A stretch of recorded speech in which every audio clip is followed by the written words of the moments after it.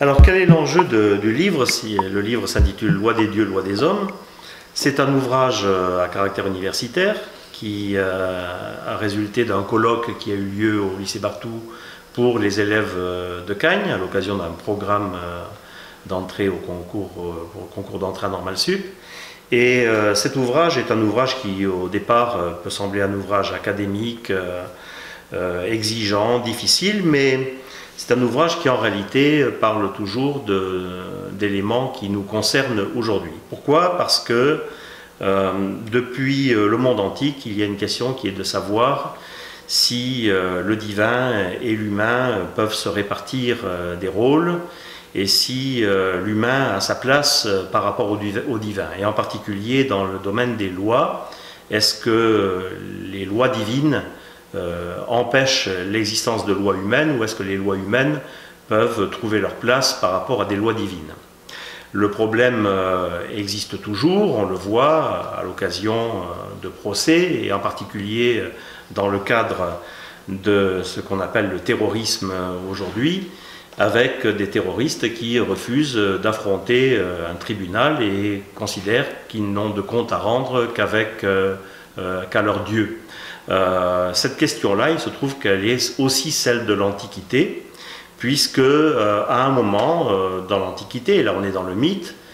les dieux et les humains qui vivaient en bonne entente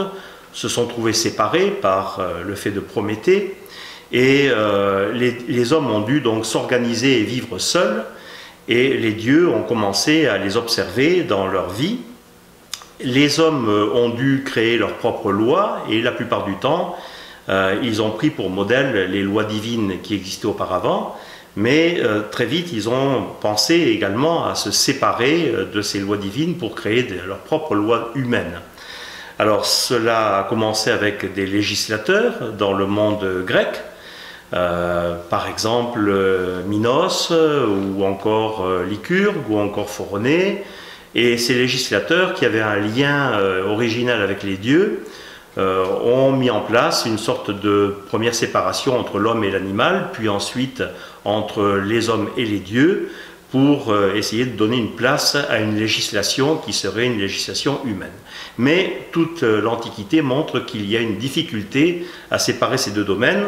en particulier parce que les hommes considèrent que les dieux exercent une sorte de garantie sur eux et par conséquent légitiment leurs propres lois. Donc on retrouve aussi bien dans le monde grec que dans le monde romain cette difficulté à séparer véritablement les lois humaines et les lois divines, et les lois humaines font régulièrement référence à l'existence du divin. Alors cet ouvrage est un ouvrage qui résulte de nombreuses contributions, puisque c'est un ouvrage collectif. Il a été fait par des spécialistes de questions très pointues et spécifiques, mais il trouve globalement une cohérence par le fait qu'il raconte une histoire, et cette histoire des relations entre les lois humaines et les lois divines est une histoire qui n'a pas cessé d'exister, qui continue toujours de nos jours et que l'on retrouve dans l'actualité par l'impossibilité parfois à séparer le divin et l'humain.